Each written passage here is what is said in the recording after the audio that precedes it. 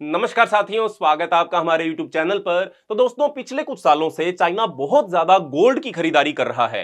साथ ही चाइना अपने US date holding को कम भी कर रहा है, जो कि दुनिया भर में चर्चा का विषय बना हुआ है। इसी वजह से लोग ये सोच रहे हैं कि चाइना, जो दुनिया की सबसे बड़ी इकोनॉमीज में से एक है, इतना ज्यादा गोल्ड क्यों परचेज कर रहा है और यूएस डेट को क्यों बेच रहा है। अगर हम चाइना के गोल्ड रिजर्व का डाटा देखें तो 21वीं सेंचुरी के शुरू से ही इसमें हमको बढ़ोतरी होती हुई दिखाई देती है, लेकिन खासकर 2019 के बाद से एक नया ट्रेंड हमको यहां पर देखने को मिलता है। 2019 में चाइना के पास 1950 टन ऑफ गोल्ड के रिजर्व्स मौजूद थे, जो 2022 में बढ़कर 2010 टन हो गए। और 2024 के लेटेस्ट डाटा के मुताबिक चाइना के गोल्ड रिजर्व जो है वो 2010 टन से बढ़कर 2280 टन के पास जो है वो पहुंच चुके हैं। तो आखिरकार चाइना इतना ज्यादा गोल्ड क्यों एक्यूमुलेट कर रहा है और चाइना यूएस डेट होल्डिंग को क्यों बेच रहा है और इसका पूरे वर्ल्ड की इकोनॉमी के ऊपर क्या असर पड़ सकता है, आइए इस वीडियो के अंदर डिस्कस करते हैं। काफी डिटेल के अंदर जाकर इसको एनालाइज करने की हम कोशिश करते हैं, पर उससे पहले चैनल का नाम है दी आइए सब, मेरा नाम है राही मेहता। चैनल को भी सब्सक्राइब कर लें ताकि आप ऐसी इंफॉर्मेटिव वीडियोस देखते रहें। तो दोस्तों, 1950 से 2280 टन की ये जो ग्रोथ है जो चाइना के गोल्ड रिजर्व में, ये हमको बहुत ज्यादा सिग्निफिकेंट तो नहीं दिखाई देती है, लेकिन फिर भी इस ग्रोथ ने चाइना को दुनिया के सबसे बड़े गोल्ड रिजर्व होल्डर्स में से शामिल भी कर दिया है। बट स्टिल चाइना दुनिया का सबसे बड़ा गोल्ड रिजर्व होल्डर नहीं है। अमेरिका चाइना से इसमें बहुत ही ज्यादा आगे है और भी कई सारी कंट्रीज जो है इसके अंदर चाइना से बहुत ज्यादा आगे है। साथ में आप ये भी सोचेंगे कि 2280 टन गोल्ड कोई बड़ी बात भी नहीं है। मार्केट वैल्यू के मुताबिक जो है ये सिर्फ 210 बिलियन डॉलर के आसपास की रकम जो है वो निकल कर आएगी, जो चाइना के टोटल फॉरेन रिजर्व जो 3 ट्रिलियन डॉलर है उससे बहुत ही ज्यादा कम हमको ये देखने को मिलती है।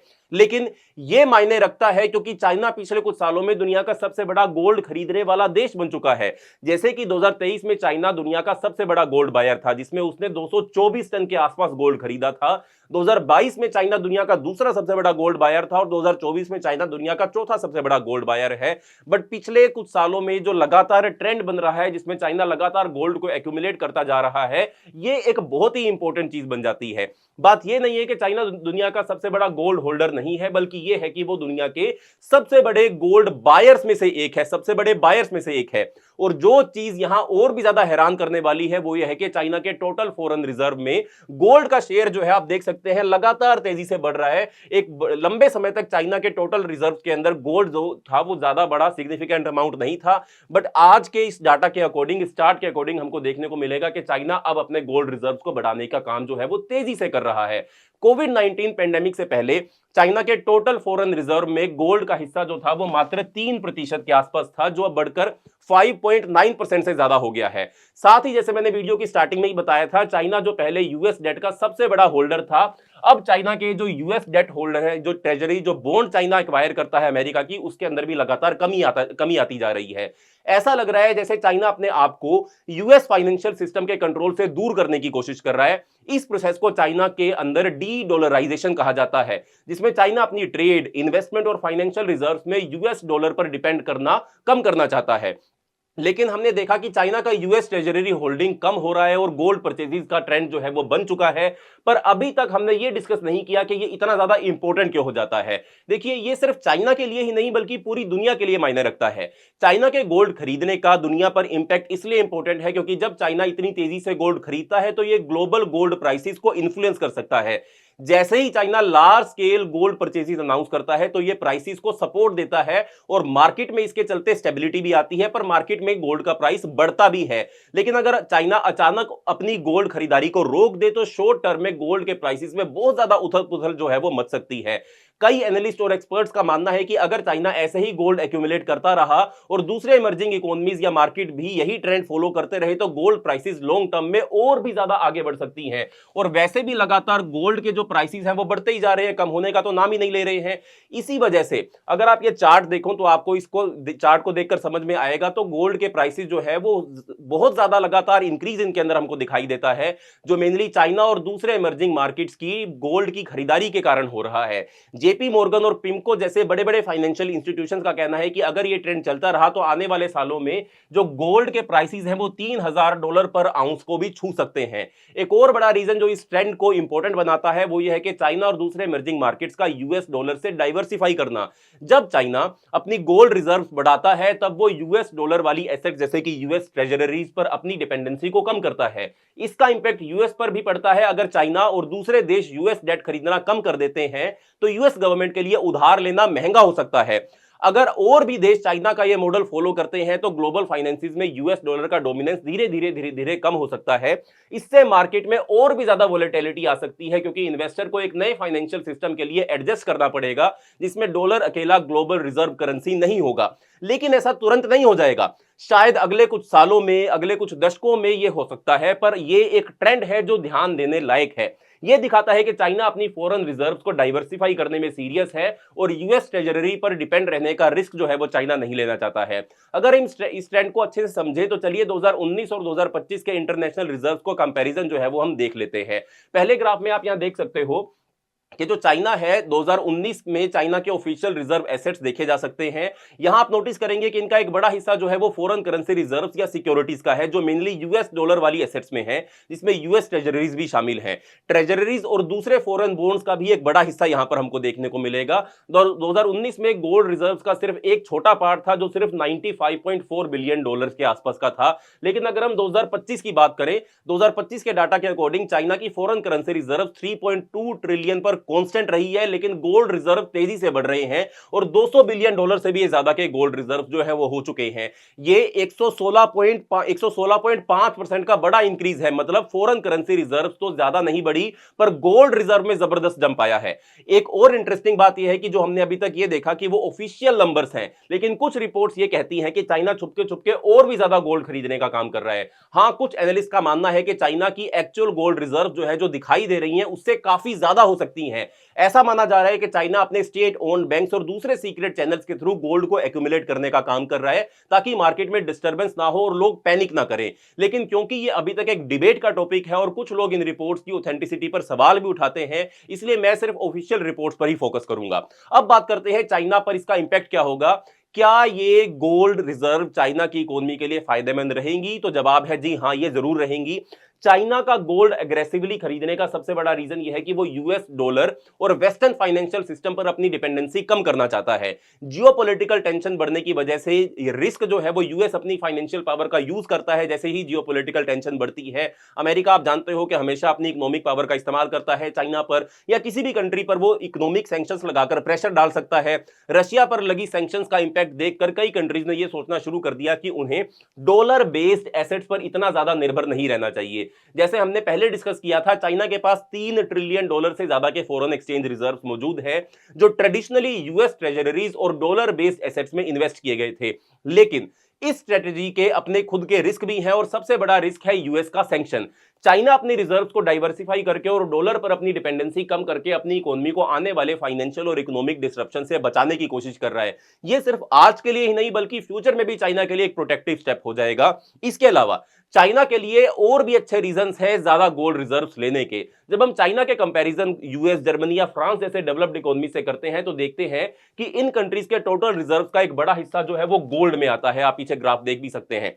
अगर हम इस डाटा का एक चार्ट देखें तो यह साफ दिखाई देगा कि जर्मनी, फ्रांस और इटली जैसे देश अपनी टोटल रिजर्व का 70% या उससे ज्यादा सिर्फ गोल्ड में रखते हैं। वही चाइना इस लेवल के आसपास भी अभी जो है वो नहीं पहुंच पाया है। इसका रीजन सिंपल है, जैसे हमने पहले बताया, चाइना ट्रेडिशनली यूएस ट्रेजरीज में इन्वेस्ट करता रहा है, गोल्ड में नहीं।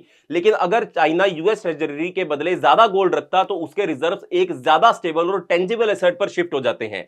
गोल्ड की खासियत यह है कि यह किसी भी एक कंट्री की मॉनेटरी पॉलिसी से इंपैक्ट नहीं होता है, जबकि यूएस ट्रेजरी काफी हद तक फेडरल रिजर्व और यूएस गवर्नमेंट की इकोनॉमिक पॉलिसीज के कंट्रोल में होती है। इसी वजह से जियोपॉलिटिक्स के अलावा भी गोल्ड एक इंपॉर्टेंट फाइनेंशियल एसेट है जो दुनिया भर के सेंट्रल बैंक्स अपनी सिक्योरिटी के लिए होल्ड करते हैं।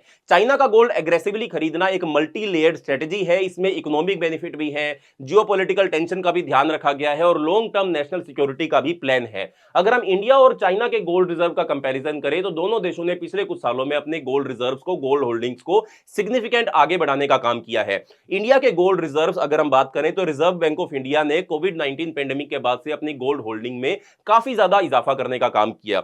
जनवरी 21, 2025 तक आरबीआई की gold reserve approximately 879 tonne tonne तक पहुंच गई हैं, जो पोस्ट पेंडेमिक पीरियड में दुनिया भर में सेकंड हाईएस्ट एडिशन है। चाइना भी अपनी गोल्ड रिजर्व में एग्रेसिव एडिशन कर रहा है, जैसे कि हमने बात करी, और चाइना अब 2200 कुछ टन के आसपास जो है वो गोल्ड के रिजर्व होल्ड करता है।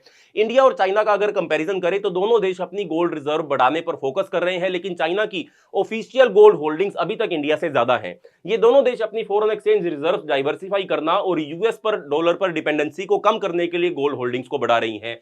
इस ट्रेंड से ग्लोबल गोल्ड डिमांड और प्राइसेस पर और भी असर पड़ रहा है। इन कंक्लूजन, इंडिया और चाइना दोनों अपनी गोल्ड रिजर्व्स एक्टिवली बढ़ा रही हैं, जो उनकी इकोनॉमिक स्ट्रेटजीज और ग्लोबल फाइनेंशियल डायनामिक्स को रिफ्लेक्ट करता है। और गोल्ड क्यों इंपॉर्टेंट है? गोल्ड सिर्फ एक शाइनी मेटल नहीं है, बल्कि एक इकोनॉमिक पावर हाउस भी है जो दुनिया भर की इकोनॉमीज को इंपैक्ट करता है। चलो समझ लेते हैं कि गोल्ड इतना ज्यादा इंपॉर्टेंट क्यों है और इसका क्या यूज हो सकता है। सबसे पहला, जैसे मैंने पहले भी बताया, गोल्ड एक सेफ इन्वेस्टमेंट है। गोल्ड को सेफ हेवन एसेट माना जाता है। जब भी दुनिया में फाइनेंशियल क्राइसिस, रिसेशन या जियोपॉलिटिकल टेंशंस होती हैं, तो लोग अपने पैसों को डॉलर या स्टॉक मार्केट से हटाकर गोल्ड में इन्वेस्ट करना शुरू कर देते हैं। इसका रीजन ये है कि गोल्ड की वैल्यू टाइम के साथ बढ़ती है और ये स्टेबल एसेट भी है। एग्जांपल के लिए, जब 2008 का फाइनेंशियल क्राइसिस आया था, तब इन्वेस्टर्स ने गोल्ड में इन्वेस्ट करना स्टार्ट कर दिया था और उसकी प्राइस रिकॉर्ड लेवल तक अब पहुंच भी गई है। इसके साथ साथ फॉरेन रिजर्व्स में गोल्ड की बड़ी इंपॉर्टेंस भी होती है। जितनी भी बड़ी कंट्रीज हैं, जितनी भी बड़ी इकोनॉमीज हैं, चाहे यूएसए हो, चाइना हो, इंडिया हो, जर्मनी हो, उनके पास ह्यूज गोल्ड रिजर्व होते हैं, क्योंकि गोल्ड एक टेंजिबल एसेट है जो किसी भी करेंसी की वैल्यू को सपोर्ट करता है। यूएस के पास दुनिया के सबसे ज्यादा गोल्ड रिजर्व है, यानी कि 8133 टन गोल्ड रिजर्व यूएस के पास मौजूद है। चाइना के पास लगभग 2264 टन है, इंडिया के पास 879 टन है, बट हम भी इसको रैपिडली बढ़ाने का काम कर रहे हैं। अगर किसी भी देश की करेंसी का वैल्यू गिरता है या कोई इकोनॉमिक क्राइसिस आता है, तो उस देश के गोल्ड रिजर्व उसकी फाइनेंशियल स्टेबिलिटी को प्रोटेक्ट करते हैं। साथ ही जब किसी कंट्री में इन्फ्लेशन बढ़ता है, मतलब चीजों की कीमत बढ़ने लगती है, तो लोग और सेंट्रल बैंक्स गोल्ड खरीदने में लग जाते हैं। गोल्ड एक हेज होता है इन्फ्लेशन के अगेंस्ट, क्योंकि इसका वैल्यू टाइम के साथ गिरता नहीं है। अगर एक देश के पास स्ट्रॉन्ग गोल्ड रिजर्व है, तो उसकी करेंसी की वैल्यू भी स्ट्रॉन्ग हो जाती है। इसी वजह से चाइना और इंडिया एग्रेसिवली गोल्ड रिजर्व्स बढ़ा रहे हैं, ताकि फ्यूचर इकोनॉमिक अनसर्टेनिटी से बचा जा सके। साथ ही गोल्ड सिर्फ ज्वेलरी या इन्वेस्टमेंट के लिए नहीं होता है, बल्कि इसका इंडस्ट्रियल और टेक्निकल यूज भी होता है। जैसे कि इलेक्ट्रॉनिक्स के अंदर मोबाइल फोन, लैपटॉप, सैटेलाइट और हाई टेक डिवाइसेस में गोल्ड का यूज होता है, क्योंकि आप जानते हो कि यह बेस्ट कंडक्टर ऑफ इलेक्ट्रिसिटी होता है। साथ ही मेडिकल फील्ड में, डेंटल फिलिंग्स में, कैंसर ट्रीटमेंट में, डायग्नोस्टिक टूल्स में भी गोल्ड का यूज होता है। एरोस्पेस इंडस्ट्री में भी, जैसे कि नासा और दूसरी स्पेस एजेंसी सैटेलाइट और स्पेस क्राफ्ट में गोल्ड का यूज करती हैं, क्योंकि यह कोरोजन रेजिस्टेंट और हाईली कंडक्टिव होता है। साथ ही गोल्ड एक जो है वो पहले एक ग्लोबल करेंसी भी हुआ करता था। पहले गोल्ड स्टैंडर्ड सिस्टम चलता था, जिसमें हर करेंसी का वैल्यू गोल्ड रिजर्व से लिंक्ड हुआ करता था। आज के टाइम पर भी गोल्ड का इंपॉर्टेंस बना हुआ है, क्योंकि ये एक यूनिवर्सल एसेट है जो दुनिया की किसी भी कोने में वैल्यू रिटेन कर सकता है। आज भी सेंट्रल बैंक्स और लार्ज इन्वेस्टर गोल्ड को एक ग्लोबल रिजर्व एसेट की तरफ देखते हैं। इस वजह से चाइना और इंडिया एक्टिवली अपनी गोल्ड होल्डिंग बढ़ा रहे हैं, ताकि वो यूएस डॉलर डिपेंडेंसी कम करके फाइनेंशियल स्ट्रेंथ अचीव कर सके। तो दोस्तों, इन कंक्लूजन, गोल्ड सिर्फ एक मेटल नहीं, ये एक इकोनॉमिक स्टेबिलिटी का पिलर है। Investment, financial security, industrial use और जियोपॉलिटिकल स्ट्रेंथ के लिए गोल्ड हर देश के लिए स्ट्रेटेजिक एसेट बन जाता है। चाइना और इंडिया दोनों अपनी गोल्ड रिजर्व को एग्रेसिवली बढ़ा रही हैं, ताकि उनका ग्लोबल फाइनेंशियल इन्फ्लुएंस और इकोनॉमिक स्टेबिलिटी स्ट्रॉन्ग हो सके। आने वाले दिनों में ये ट्रेंड और बढ़ने वाला है और ग्लोबल गोल्ड प्राइसेस भी इसी वजह से कंटिन्यूअसली राइज भी कर सकती हैं। तो दोस्तों, ये था हमारा आज का एनालिसिस। अगर आपको ये वीडियो पसंद आई हो तो वीडियो को लाइक करें, वीडियो को शेयर करें। मिलते हैं अगले वीडियो के अंदर, तब तक के लिए बाय बाय, धन्यवाद, जय हिंद।